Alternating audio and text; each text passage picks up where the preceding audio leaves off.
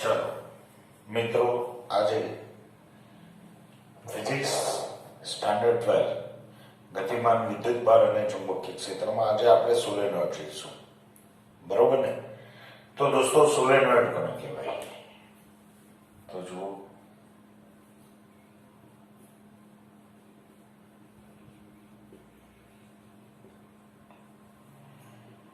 હવે દોસ્તો સોલેનોઇડ એટલે શું છે? તો અવાહક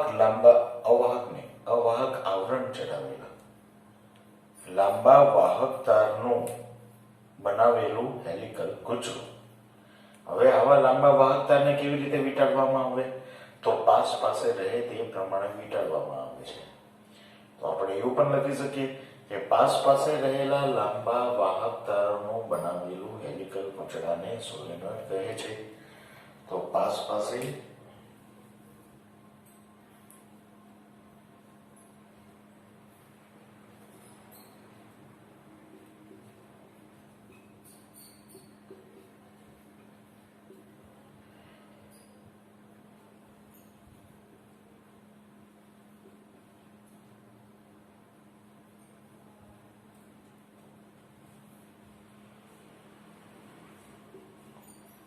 હેલિકલ ગુંચડાને શું કહેવાય? સોલેનોઇડ.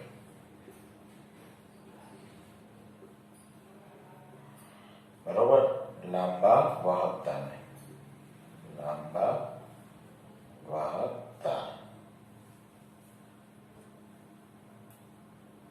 ને પાસ પાસે. જો લાંબા વાહકતાને પાસ પાસે રહે તે રીતે વીંટાળેલા હેલિકલ ગુચ્છાને શું કહેવામાં આવે છે? સોલેનોઇડ કહે છે. બરોબર?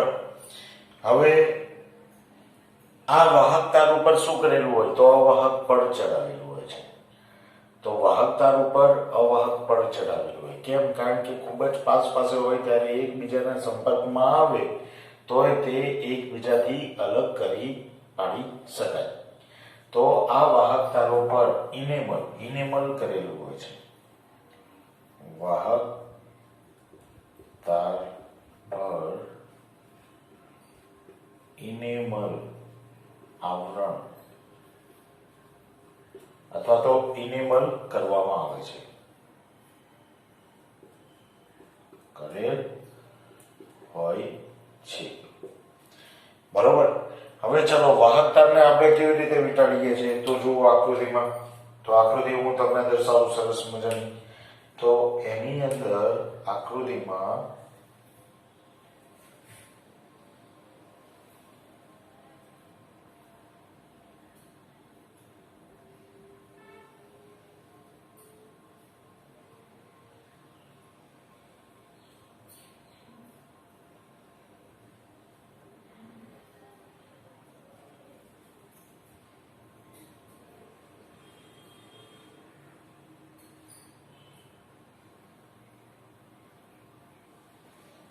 બરોબર?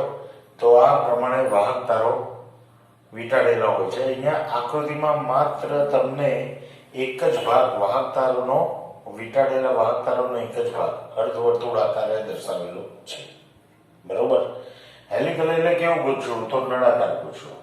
જેમ આપણે આ પ્રમાણે વાહક તારોને આમ વીંટાળીએ ને તો હેલિકલ એટલે નળાકાર ગુચ્છું.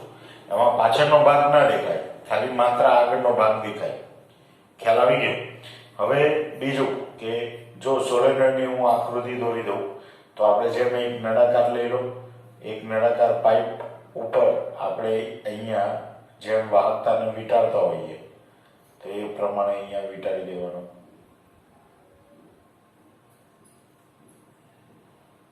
બરોબર?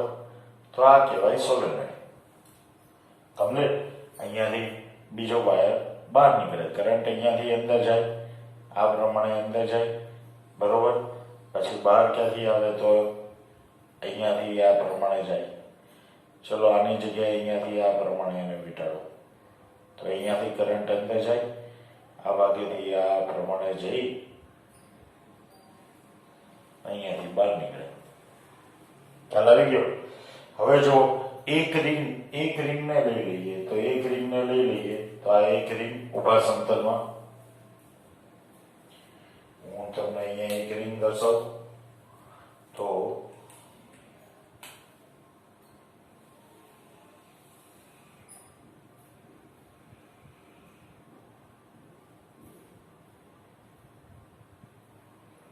બરોબર, આકૃતિમાં તમને એક રિંગ દર્શાવેલી છે. હવે આના ક્ષેત્ર એ આ પ્રમાણે બંધ ગાળો રચે છે. બરોબર, અહીંયાથી ઉદ્ભવતું ચુંબકીય ક્ષેત્ર હવે અહીંયાથી આ અંદર જાય, બંધ ગાળો આ પ્રમાણે રચે. જો વિદ્યુત પ્રવાહ આ પ્રમાણે ઉદ્ભવે તો હે ને, વિદ્યુત પ્રવાહ આ પ્રમાણે ઉદ્ભવે તો બહારથી અંદર, અહીંયાથી આ બાજુથી અંદર જઈને આમ બંધ ગાળો રચે, અહીંયાથી આ પ્રકારે અંદર આવીને આ પ્રકારે બંધ ગાળો રચે, જમણા હાથના નિયમ અનુસાર. બરોબર, તો હવે એની બાજુમાં હું બીજી રિંગ આવીને આવી જ મૂકી દઉં સમક્ષીય રહે તે પ્રમાણે. તો જો એની બાજુમાં બીજી રિંગ જ સમક્ષીય રહે તે પ્રમાણે મૂકવામાં આવે તો શું થઈ જાય? તો જો હવે આના દ્વારા ઉદ્ભવતું ચુંબકીય ક્ષેત્ર પણ થયું તો અહીંયાથી બહારથી અંદરની તરફ આવે. ખ્યાલ આવ્યો? તો હું અહીંયા નાના નાના વર્તુળો દોરી દઉં.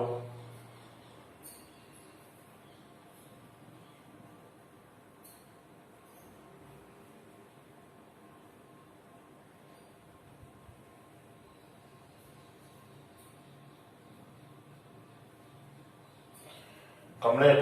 આ નાના નાના વર્તુળો દોર્યા છે. આ જરા બહુ મોટું થઈ ગયું છે તો આને પણ નાનું કરી દઈએ આપણે.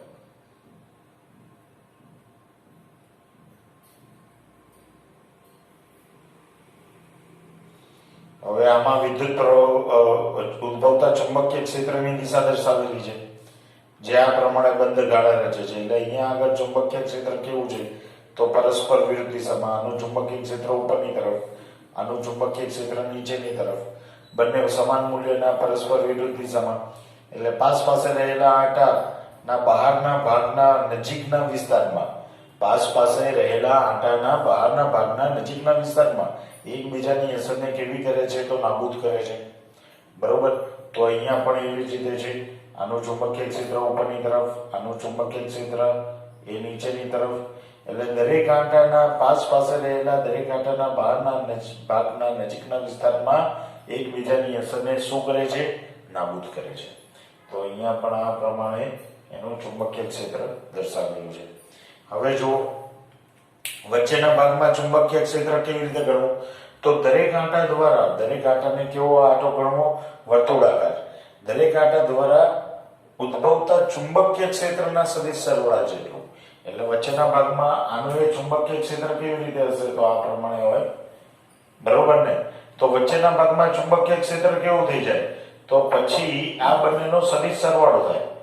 પછી અહીંયા કોઈ ચુંબકીય ક્ષેત્ર રહેતું નથી, પરંતુ વચ્ચેના ભાગમાં ચુંબકીય ક્ષેત્ર સીધું બને. એટલે કે એમનો સદિશ સરવાળો થઈ જાય એટલે સીધી રેખા દ્વારા દર્શાવાય.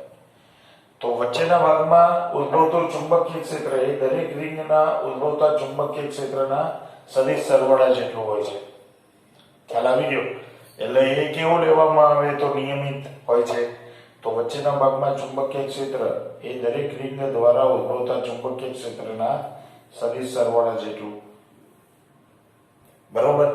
હવે જો સોલેનોઇડ નાનો હોય તો આ ચુંબકીય ક્ષેત્ર રેખાઓ શું થાય? તો આ ચુંબકીય ક્ષેત્ર રેખાઓ બંધ ગાળો રચે. કમ્પ્લીટ. સોલેનોઇડ નાનો હોય તો ચુંબકીય ક્ષેત્ર રેખાઓ શું થાય? બંધ ગાળો રચે છે.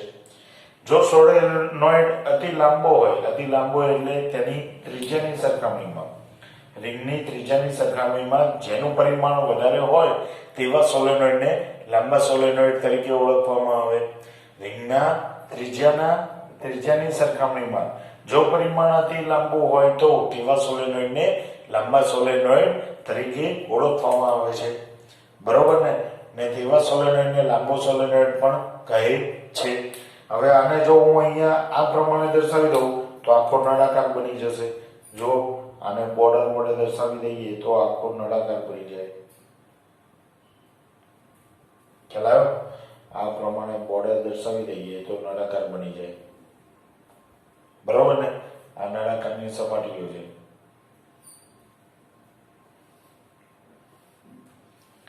તો આ જે આકાર છે એને સોલેનોઇડ તરીકે ઓળખવામાં આવે છે. દરેક રિંગનો ગાળો એક સરખો હોય છે, સમાન ત્રિજ્યાનો હોય છે.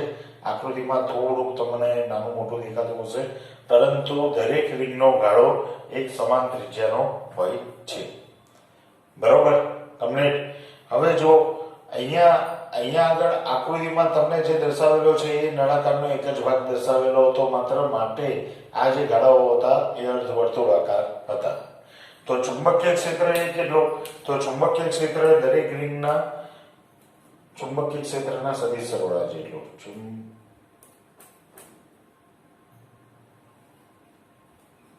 ઉદ્ભવતું ચુંબકીય ક્ષેત્ર દરેક રિંગના ચુંબકીય ક્ષેત્રના સદિશ સરવાળા જેટલો.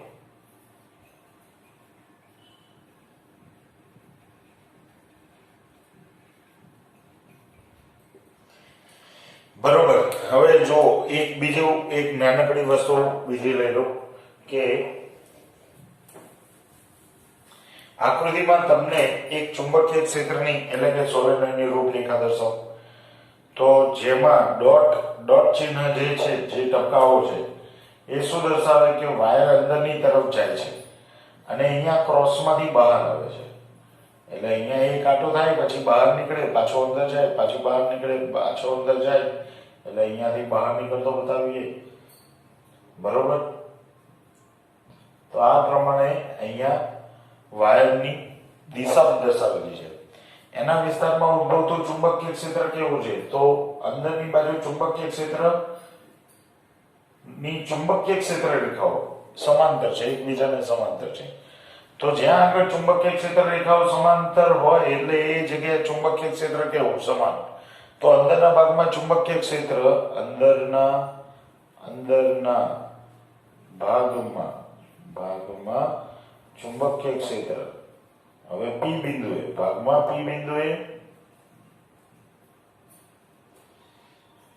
ચુંબકીય ક્ષેત્ર સમાન, પ્રબળ અને કયું? અક્ષની દિશામાં. બરોબર. ચલો, આ ચુંબકીય ક્ષેત્ર રેખાઓ બંધ ગાળા રચે.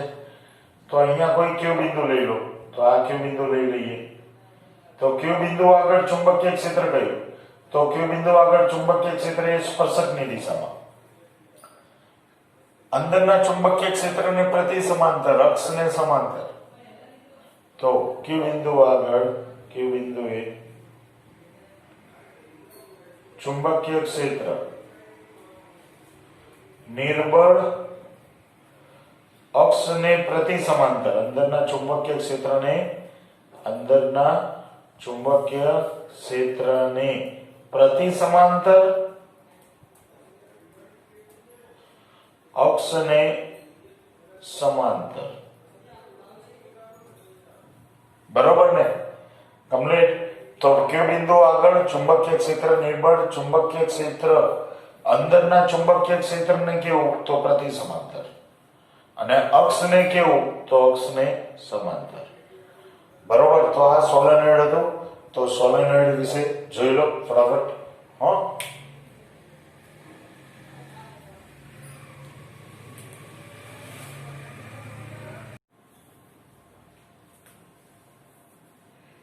તો ચાલો દોસ્તો, હવે આગળ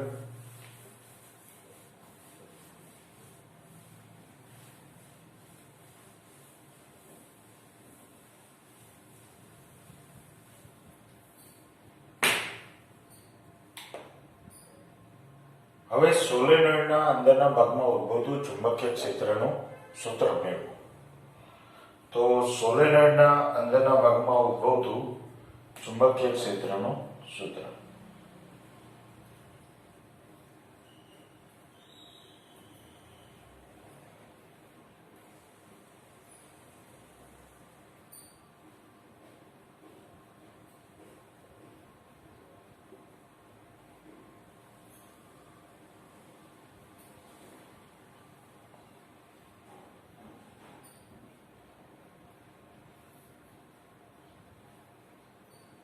સૂત્ર. તો દોસ્તો આકૃતિમાં હું તમને એક સોલેનોઇડ દર્શાવું છું.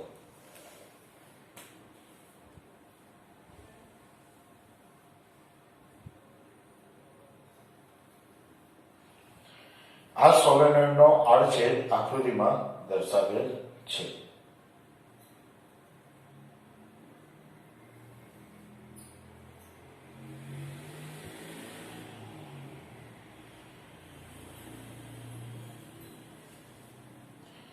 બરોબર, સોલેનોઇડનો આડછેદ આકૃતિમાં દર્શાવેલ છે.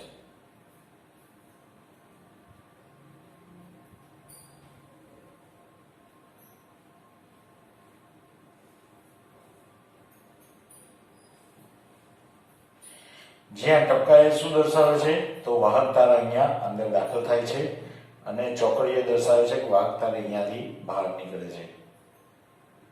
ટપકા શું દર્શાવે કે વિદ્યુત પ્રવાહ દાખલ થાય છે અને ચોકડીએ શું દર્શાવે છે કે વિદ્યુત પ્રવાહ અહીંયાથી બહાર નીકળે છે. બરોબર, તો આ પ્રમાણે સમગ્ર સોલેનોઇડમાં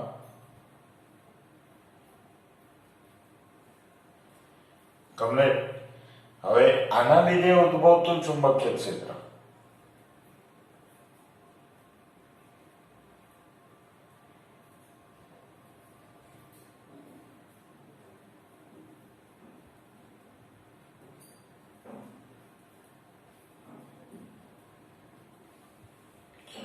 કેવું મળે છે તો અંદરના ભાગમાં ચુંબકીય ક્ષેત્ર સમાન હોય છે. તો સોલેનોઇડના અંદરના ભાગમાં ચુંબકીય ક્ષેત્ર કેવું સમાન. તો આ બધી ચુંબકીય ક્ષેત્ર રેખાઓ દર્શાવેલી છે.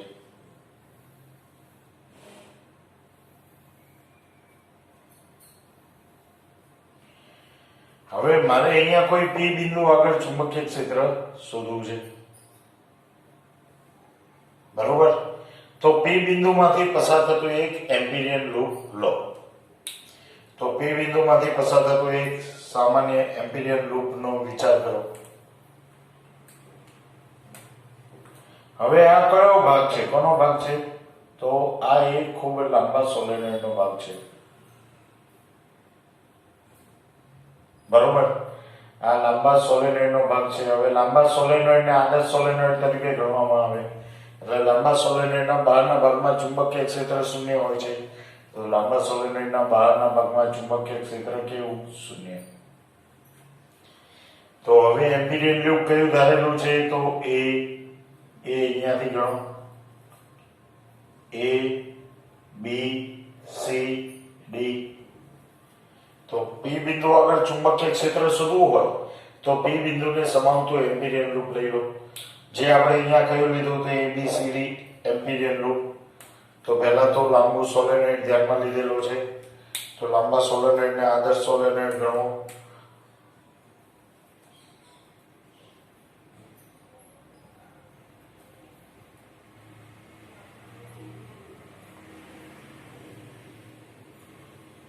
કેવો સોલેનોઇડ ગણાય આદર્શ સોલેનોઇડ ગણાય.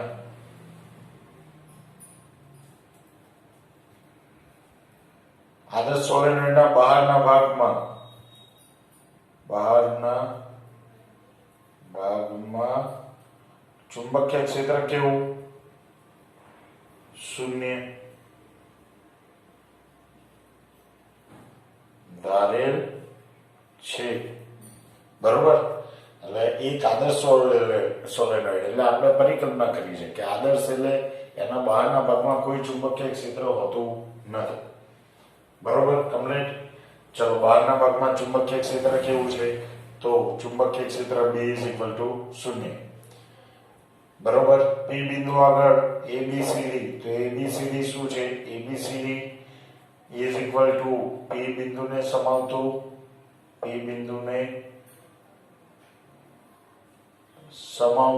એમ્પિરિયન લૂપ.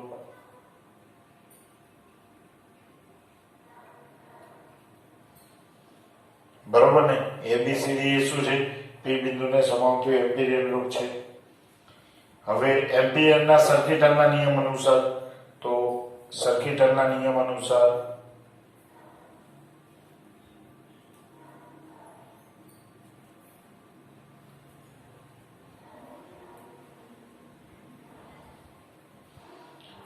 શું થઈ જાય? બંધ ગાળા પર ચુંબકીય ક્ષેત્ર રેખાઓનું રેખા સંકલન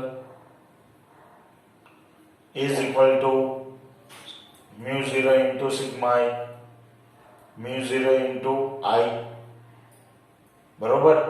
I અથવા IE અથવા સિગ્મા I કુલ વિદ્યુત પ્રવાહ. હવે આ સૂત્ર વાપરવાનું.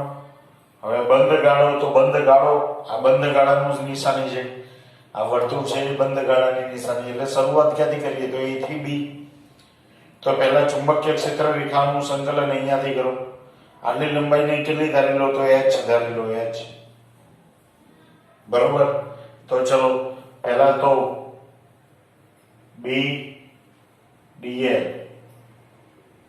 is equal to A થી B, B સદિશ ડોટ dl સદિશ વત્તા B થી C, B સદિશ ડોટ dl સદિશ વત્તા C થી D, C થી D, B સદિશ ડોટ dl સદિશ અને વત્તા D થી C.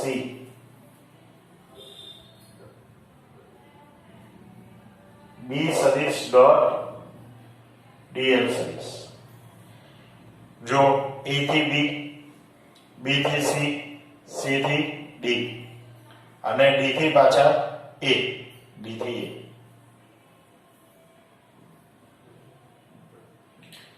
સોરી, D થી A, D થી A, B સદિશ ડોટ dl સદિશ. તો A થી B, B સદિશ ડોટ dl સદિશ એટલે આટલી લંબાઈ છે. આટલી લંબાઈ છે એટલા માટે આપણે અહીંયા બંધ ગાળો દર્શાવ્યો નથી. બંધ ગાળો એટલે શું થાય? તો A થી A ઉપર પાછા હોય એને બંધ ગાળો કહેવાય. તો આપણે શું કરીએ છીએ? A થી B ગયા તો A થી B ચુંબકીય ક્ષેત્ર રેખાઓનું સંકલન.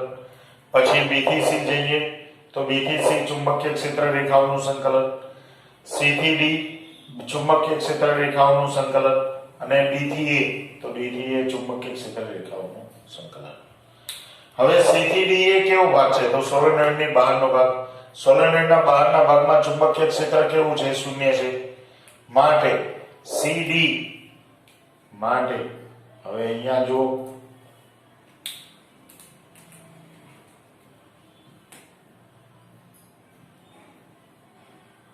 B સદિશ ડોટ dl સદિશ is equal to 0. બરોબર ને? તો C થી D B સદિશ ડોટ dl સદિશ is equal to 0. ક્લિયર? હવે જુઓ, હવે આ એક થઈ ગયું C થી D. કેમ? કારણ કે ચુંબકીય ક્ષેત્રની બહાર છે. તો કારણ કે સોલેનોઇડની બહાર છે. કારણ કે B is equal to 0 સોલેનોઇડની બહાર. બરોબર? હવે આપણે શું શોધવાનું? તો હવે C થી D આવી ગયું. તો B થી C અને D થી A. તો B થી C અને D થી A. હવે અહીંયા લંબાઈના રેખાખંડો કેવા છે? ચુંબકીય ક્ષેત્રને લંબ છે. CD લંબાઈ કેવી છે? ચુંબકીય ક્ષેત્રને લંબ 90 ડિગ્રીનો ખૂણો બનાવે. અહીંયા પણ 90 ડિગ્રીનો ખૂણો બનાવે. માટે C થી D B થી C, B થી C, B સદિશ ડોટ dl સદિશ is equal to કેટલા થઈ જાય? B dl સંકલનમાં cos 90. બરોબર ને? B dl સંકલનમાં કેવા? cos 90. કયું છે? B થી C. હવે cos 90 is equal to 0 માટે આ પણ શૂન્ય. ક્લિયર? હવે જુઓ, હવે શું આવે?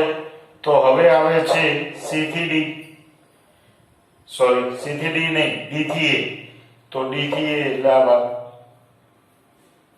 તો D થી A B સદિશ ડોટ dl સદિશ. તો B સદિશ D થી A B સદિશ ડોટ ગુણાકાર એટલે cos થીટા. તો B dl cos થીટા. ખૂણો કેટલો બને છે? તો dl એટલે A થી B. અહીંયા રેખાખંડો લઈ લો. આ બધા નાના નાના રેખાખંડો છે. તો આ રેખાખંડો અને ચુંબકીય ક્ષેત્ર વચ્ચેનો ખૂણો કેવો? 90 ડિગ્રીનો. તો 90 ડિગ્રી cos 90 માટે કેવા મળે 0 બરોબર તો બી અને ડીએલ લંબો હોવાથી ખાલી આપણે આને એક જ ભાષામાં લખી દઈએ અહીંયા એક જ ભાષામાં શું લખાય તો એને આવી રીતે લખી શકીએ કે ડી એ બી ડોટ ડીએલ સદિશ is equal to BC DA is equal to BC B सदिश डॉट DL सदिश is equal to 0 कारण के B સદિશ લંબ છે DL સદિશ બરોબર હવે શોધવાનું શું રહ્યું A થી B B સદિશ ડોટ DL સદિશ તો એ શોધવાનું રહ્યું ને તો જો અહીંયા A થી B હવે દોસ્તો આ ભૂસી કાઢું છું જોવું હોય તો જોઈ લો 5 મિનિટ આપું છું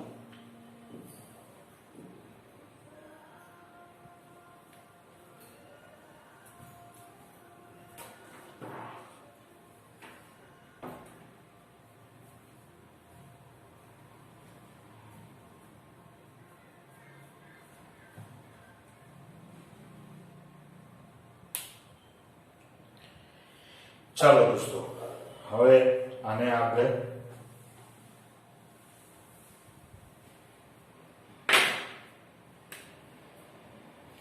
તો ચાલો હવે A થી B તો A થી B B સદિશ ડોટ DL સદિશ તો હવે A થી B તો આ રેખાખંડનો કઈ દિશામાં છે ચુંબકીય ક્ષેત્રની દિશામાં ચુંબકીય ક્ષેત્રની દિશા પણ કઈ છે આ બાજુ છે ખ્યાલ આવી ગયો તો રેખાખંડનો ચુંબકીય ક્ષેત્રની દિશામાં છે એટલે B dl cos 0 બંને વચ્ચેનો ખૂણો કેવો 0 માટે સંકલન કયું તો A થી B માટે શું રહેશે સંકલન A થી B B હવે અંદરના વિસ્તારમાં B નું મૂલ્ય કેવું છે તો અચળ બરોબર ને તો B ને બહાર કાઢી દો તો સંકલન A થી B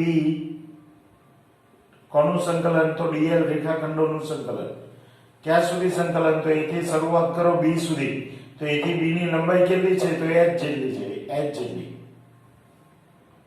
બરોબર તો અહીંયા સંકલન A થી B dl કેટલા તો h બરોબર તો અહીંયા કારણમાં લખી દો સંકલન આ છે માટે આપણને શું મળી જશે તો bh ખ્યાલ આવી ગયો આ આપણને આટલું મળશે હવે જો અહીંયા આગળ તો માટે હવે આ સ્ટેપ આખો લખી દઉં ને બધાની કિંમત મૂકતો જાઉં માટે આ બધા પરિણામો જે આપણે મેળવ્યા એ કેમ મૂકી દેવાના અહીંયા તો બંધ ગાળા પર ચુંબકીય ક્ષેત્ર રેખાઓનું રેખા સંકલન બંધ ગાળા પર ચુંબકીય ક્ષેત્ર રેખાઓનું રેખા સંકલન કેટલું મળ્યું ABDL કેટલું મળ્યું BH તો અહીંયા BH બરોબર ચલો હવે BC આ કે શું મળ્યું તો B થી C કેવું છે 0 તો લખી દઈએ 0 તો +0 ચલો C થી D કેવા મળ્યા તો C થી D પણ 0 તો +0 હવે D થી A કેવા મળ્યા તો D થી A પણ કેવા છે 0 માટે +0 તો આપણને આના બરાબર શું મળે તો BH કમ્પ્લીટ તો આ ડાબા બરાબર મળી ગયું આ એક મળી ગયું આ પરિણામ નંબર 1 મળ્યો ખ્યાલ આવ્યો હવે એમ્પિયરનો સર્કિટનો નિયમ હતો એમાં B સદિશ ડોટ dl μ0 સિગ્મા I માં આપણે આ મેળવી લીધું ડાબું મેળવી લીધું તો ડાબા કેટલા મળે BH બરોબર હવે જબા મેળવવાના તો જબામાં શું મેળવવાનું તો સિગ્મા I મેળવવાના આની તો મૂલ્ય આપણને ખબર જ છે પરંતુ આપણે શું મેળવવાનું સિગ્મા I મેળવવાનું તો સિગ્મા I મેળવવા માટે શું કરીશું તો જુઓ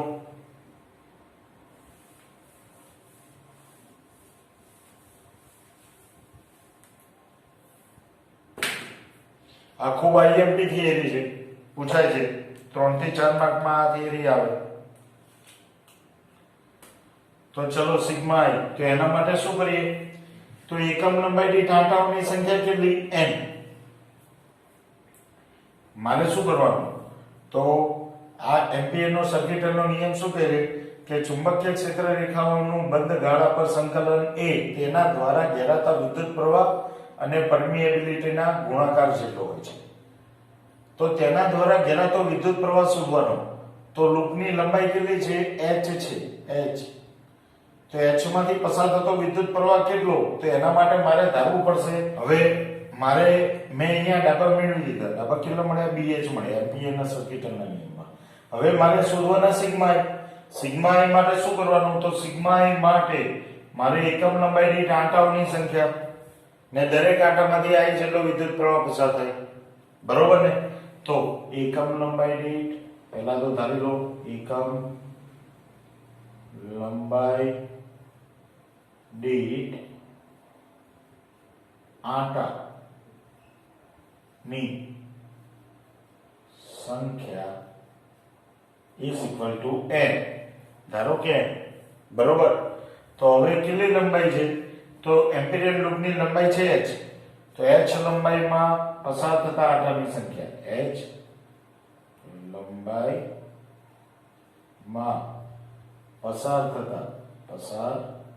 થતા આંટાની સંખ્યા is equal to nh. બરોબર.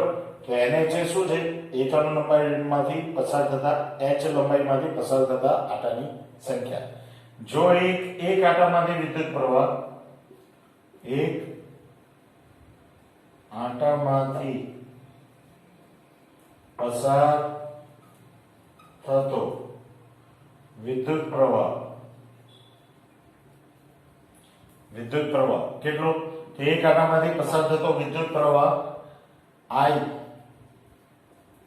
હોય તો NH આંટામાંથી પસાર થતો કુલ પ્રવાહ sigma I is equal to કેટલા? NHI. બરોબર. હવે શું કરીશું? તો આની કિંમત આ છે ને આની કિંમત કેટલી? BH અને સિગ્મા ની કિંમત કેટલી? NHI. બંને અહીંયા મૂકી દેવાના આ સમીકરણમાં. તો એમ્પિયરના સર્કિટના નિયમમાં માટે હવે શું આવશે? માટે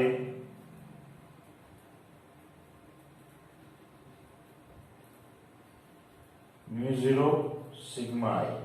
હવે આની કિંમત કેટલી છે? BH. તો અહીંયા BH મૂકો. અહીંયા μ0 સિગ્મા I એટલે NH μ0 ચલો પહેલા μ0 ની કિંમત. હવે આની કિંમત મૂકી દો સિગ્મા I ની NHI. ચલો HH કેવા થઈ ગયા? ઉડી ગયા. માટે સોલેનોઇડના અંદરના ભાગમાં ચુંબકીય ક્ષેત્રનું મૂલ્ય કેટલું મળે? તો સોલેનોઇડના અંદરના ભાગમાં ચુંબકીય ક્ષેત્રનું મૂલ્ય μ0 ni. બરોબર ને? સોલેનોઇડના અંદરના ભાગમાં ચુંબકીય ક્ષેત્રનું મૂલ્ય μ0 ni મુનિ જેટલું મળે. ખ્યાલ આવી ગયો હે ને? તો જોઈ લો મુનિ જેટલું સોલેનોઇડનું ચુંબકીય ક્ષેત્ર મુનિ μ0 ni શું કહેવાય? મુનિ. બરોબર. તો અંદરના ભાગમાં B is equal to μ0 ni જેટલું ચુંબકીય ક્ષેત્ર મળે. કેવા? લાંબા સોલેનોઇડના અંદરના ભાગમાં. ખ્યાલ આવી ગયો? બરોબર. તો જોઈ લો સોલેનોઇડના અંદરના ભાગમાં ચુંબકીય ક્ષેત્ર.